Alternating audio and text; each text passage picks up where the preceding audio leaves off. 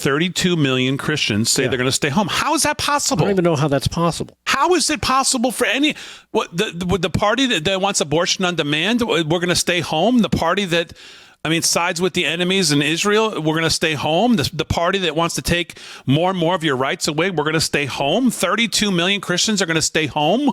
Where's the moral compass that God has put you on, that you have ticking in the back of your head at all times to keep you on the straight and narrow and what's right and wrong and all of those things? We're going to stay home. Gun owners, 10 million of you, we're going to stay home as well. In an election that everything is on the line. Yeah, your entire way of life is basically on the line. You're staying home? What do you mean you're staying home? That's just I don't even understand that. No. Do you? It's baffling. No. Unless those 32 million are under the age of 16 and they can't vote, then okay, I can understand it. They don't want to cheat, which is fine. We don't want people cheating. But if you're of age and you're one of those 32 million, you need to do what Trump tells Harry to do. Get your ass off the couch and go vote for Trump.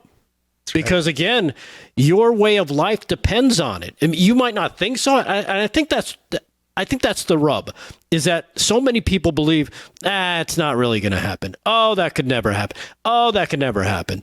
And then you see throughout history how, that's never going to happen, actually happened.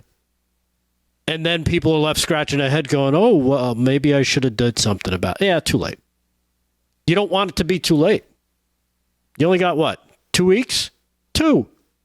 15 days. 15 days away from finding out if we will have a constitutional republic, post-constitutional world that we live in, if there will be anything left in 4 more years. And my fear is if it's 4 more years, it'll be a lot longer than that. Yeah. Because what they'll do in those 4 years will make it so that it's probably 75 years. Like forever rule.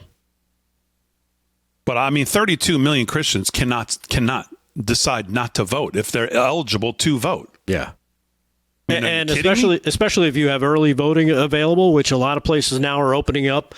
Some places are now starting this week with the early voting. Go get it done early. If you don't think you're going to be available election day, fine. Go get it done. Get her done, as they say. The other thing is, I don't know how much I want to get into this, but and I don't know if this, I would think that this would be more of a motivating factor. But, there's times I sit and listen to the homily, and I find myself going, I'm kind of hearing open borders here. And I wonder if, I don't know.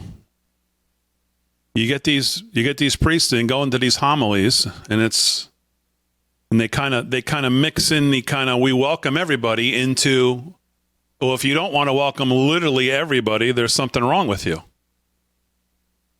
And sometimes they seem to get pretty political in not the most conservative way. But either way, I don't see how that can be how that would leave 32 million to say, I don't want to go vote. Right. If anything, it should motivate you to want to get to the polls and vote for whatever candidate represents what you believe in.